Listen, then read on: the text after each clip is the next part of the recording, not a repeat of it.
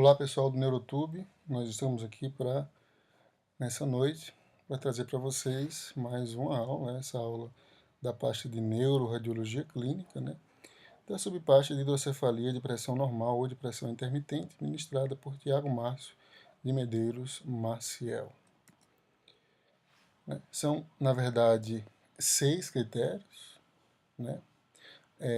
Os 2 primeiros são critérios obrigatórios, porque a gente tem que estar diante de uma hidrocefalia, e essa hidrocefalia definida pelo índice de Evans maior do que 0,3, e essa hidrocefalia tem que ser comunicante, não pode ter nenhuma obstrução anatômica, macroscópica, visível nos cortes anatômicos, que justifique essa hidrocefalia. Então, a gente vai estar diante de uma hidrocefalia comunicante.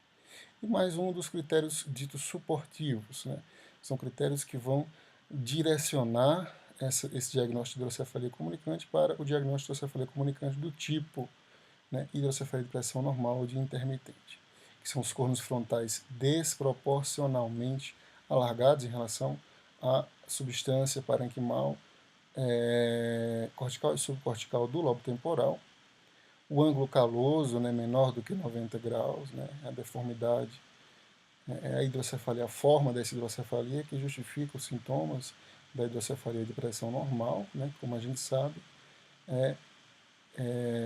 os pacientes geralmente desenvolvem a tríade de Hacking-Adams, que seria uma alteração da marcha, inicialmente, marcha de pequenos passos, marcha com característica magnética, uma apraxia da marcha.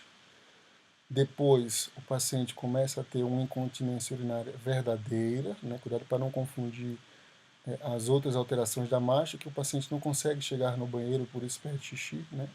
Nesse caso, a gente tem uma incontinência urinária mesmo, porque a região de controle da micção voluntária está na face medial, também na superfície medial, ali naquele córtex do giro pré-central, que está na face medial, na fissura interhemisférica, E depois, essa hidrocefalia, de uma forma mais global, vai trazer alterações cognitivas, a famosa demência, uma fase mais avançada.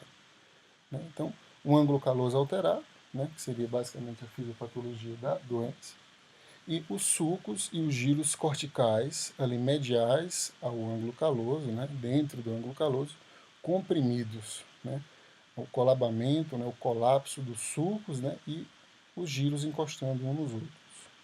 Basicamente, a gente não vê um predomínio de parênquima em relação ao espaço licórico nessa região dentro do ângulo caloso. Edema transependimário, alterações periventriculares, mas com característica de edema transependimário, não pode ser microangiopatia, não pode ser doença desmelinizante, e flowvoids, geralmente flowvoids ali dentro do aqueduto mesencefálico, e do quarto ventrículo. Como a gente falou, não há uma obstrução anatômica, esses flowvoids mostram uma obstrução funcional, o hiperfluxo licórico nessa região mostra que a gente está produzindo muito mais líquor do que eles conseguem drenar numa velocidade normal, por isso ficam com hiperfluxo e aí perdem um sinal nas sequências T2 de tempo de repetição longo. Então são os flowvoids em locais característicos. Então vamos ver os 2 primeiros critérios, os critérios obrigatórios, o índice de Evans maior do que 0,3, que simplesmente nos mostra que a gente está diante de uma ventriculomegalia. Essa ventriculomegalia, num contexto de hidrocefalia, sempre de uma hidrocefalia comunicante. Não pode haver nenhuma obstrução anatômica macroscópica ao fluxo licórico, embora as imagens funcionais, não de ressonância magnética funcional, mas as imagens que trazem características funcionais da ressonância, podem nos mostrar que a gente tem uma hiperdinâmica licórica nos estreitamentos, ou seja, um hiperfluxo licórico, uma hiperprodução licórica. E pelo menos um dos 4 dos critérios ditos suportivos, que vão direcionar essa hidrocefalia comunicante para uma hidrocefalia de pressão normal, dita de pressão normal. Primeiro, como a gente comentou, o corno temporal alargado, mas alargado de uma forma desproporcionalmente maior do que esperado por uma atrofia cerebral, né, ao redor deles. Então, eles não alargaram de forma ex vácuo, né? Tem bastante córtex. Córtex é um córtex saudável, não é um córtex sem hipotrofia, né? Sem o alargamento sucogiral da hipotrofia, e da substância subcortical também, né? Ausência de uma redução do conteúdo parênquimal. Então, não foi uma atrofia que levou à dilatação dos córtex frontais, nem mesmo a atrofia do hipocampo, né? Essa imagem é uma imagem muito boa, porque ela resume todos os achados, praticamente, da hidrocefalia de pressão normal, né? Ela traz também a fisiopatologia, né? Que é o ângulo caloso e o padrão sulcogiral cortical, né? Dentro desse ângulo, de uma maneira apertada, né?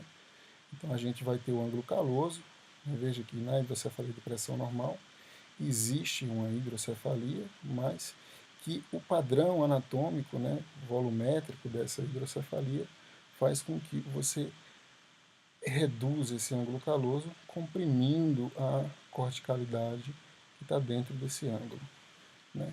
Veja a corticalidade apertada, circulado em vermelho na figura da esquerda, que tem um ângulo caloso menor que 90 graus. Já na figura da direita, né, veja que a fissura interhemisférica está livre, né, que tem até um sulco ali, né, o sulco frontal superior, ele está bem visível, né, então a gente não tem nada de apertado nessa região. Veja também que nessa imagem a gente tem as alterações periventriculares, né?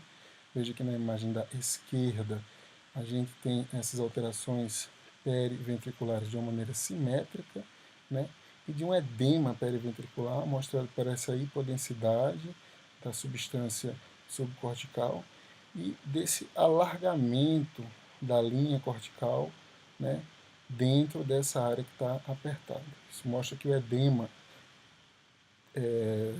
transependimário ele chegou até a corticalidade por ser um edema intersticial, por ser um edema que não tem predomínio, né, intersticial ou predomínio intracelular, é simplesmente um edema por aumento da pressão hidrostática na parede ependimária, a gente vai ter, né, um aumento tanto do volume da substância subcortical quanto do córtex, né? Então veja que é um edema que alarga a fita cortical e faz uma hipodensidade, né, que é mais ou menos, não tem aquele padrão dos dedos, né, do edema vasogênico, porque o edema vasogênico e o edema citotóxico são edemas que delineiam, né, a transição córtico-subcortical, enquanto que os outros edemas, né, eles geralmente apagam a transição córtico-subcortical,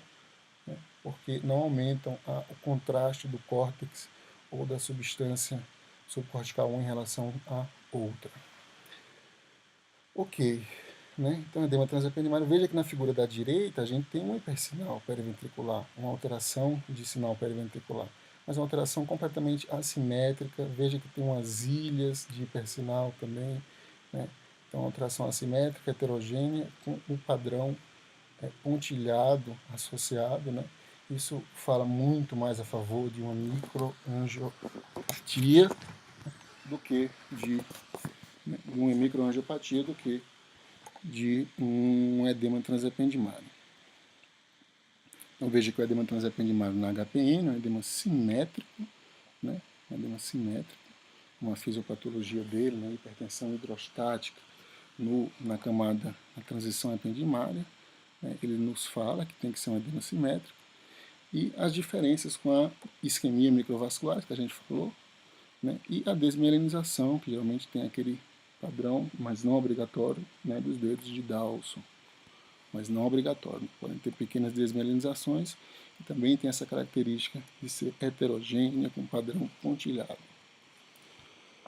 E o flow void nos lugares específicos, né? A gente já falou que na hidrocefalia de pressão normal a gente tem uma desproporção entre a produção de líquor, o fluxo e a reabsorção desse líquor. Então veja esses flow voids funcionais, essa perda de sinal no tempo, nas imagens ponderadas em T2 longo, a gente vê que perde-se o sinal, né, porque a molécula não está mais ali onde foi magnetizada, por conta do tempo longo. Né? Nesses casos, a gente vê nos gargalos do sistema licórico ependimário, ou seja, ventricular, né, que são no aqueduto de Sylvius, né, no aqueduto mesencefálico, e nas saídas do quarto ventrículo. A gente vê ali no quarto ventrículo tanto um hipossinal ali próximo da saída de Magendie, a mediana ali, por trás do ópex, né, e um hipossinal também ali próximo da região das tonsilas cerebelares, que seriam do aqueduto de Luschka, dos aquedutos de Luschka, né? Um dos dois aí nesse caso. Outros guidelines, né, como da Sociedade Japonesa, né, de hidrocefalia de pressão normal idiopática, levam também em consideração a quantidade de líquor, né, nas fissuras silvianas e cisternas basais, né, uma quantidade de líquor aumentada, ou seja, cisternas basais alargadas, fissuras silvianas bem visíveis, né, lembrando um cérebro de um paciente mais velho, né, nesses cortes mais baixos, né, versus nesse mesmo paciente, só que nos cortes mais altos, a gente tem aqueles sulcos da corticalidade alta apagados, por conta daquela fisiopatologia que a gente viu. Né? Então, corte alto parece um paciente jovem, corte baixo, paciente mais velho. Né? Essa dualidade, os guidelines da Sociedade Japonesa de Pressão de HPN idiopática levam em consideração e já não levam tanto em consideração as alterações periventriculares, como a gente viu, tem vários diagnósticos diferenciais, tem que saber ver essas alterações para não se confundir. Essa imagem aqui, ela nos mostra todas as características do HPN. Né? Então, gostaria que vocês finalizassem a aula, né, lembrando dessa imagem. Então, veja o ângulo caloso, comprimindo o córtex da superfície medial, que são das pernas, né, dando a apraxia da marcha inicial, a apraxia, uma alteração cortical da marcha, né, desse córtex que está comprimido. Depois, né, com a progressão da doença, ele começa a ter uma incontinência urinária verdadeira, né, mas ele não está perdendo xixi porque não está conseguindo andar direito para ir para o banheiro. Né. Ele começa a desenvolver incontinência urinária porque o controle vesical voluntário também está na superfície medial, é um pouco mais difícil de machucar, precisa de uma pressão um pouco maior. E depois, com a progressão da doença, né, essa própria hidrocefalia, ela vai causar demência, né, principalmente nessa região suprassilviana, né, uma demência suprassilviana.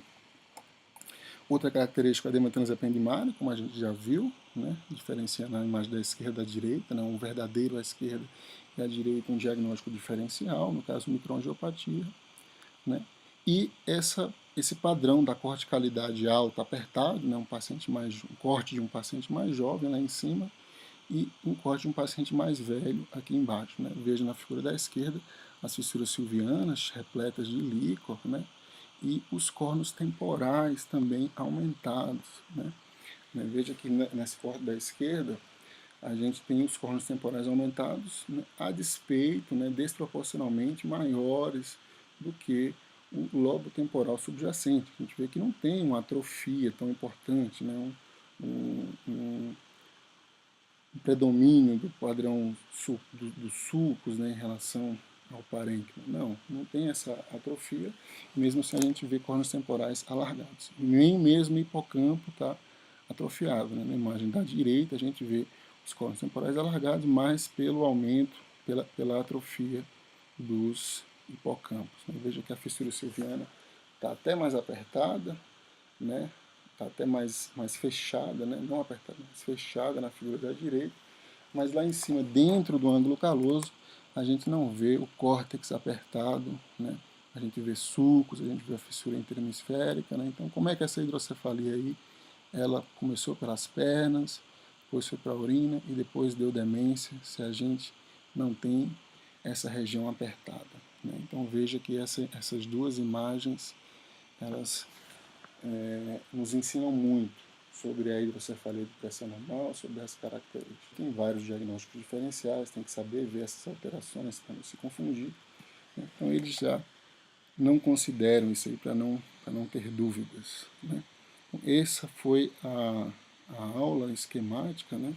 O resumo do que a gente tem que raciocinar, né? Quando a gente estiver diante, radiologicamente, de um HPN, de como ver essas imagens. A gente se encontra na próxima aula ou no próximo tópico que a gente for abordar aqui no Neurotube. Um abraço a todos e boa noite.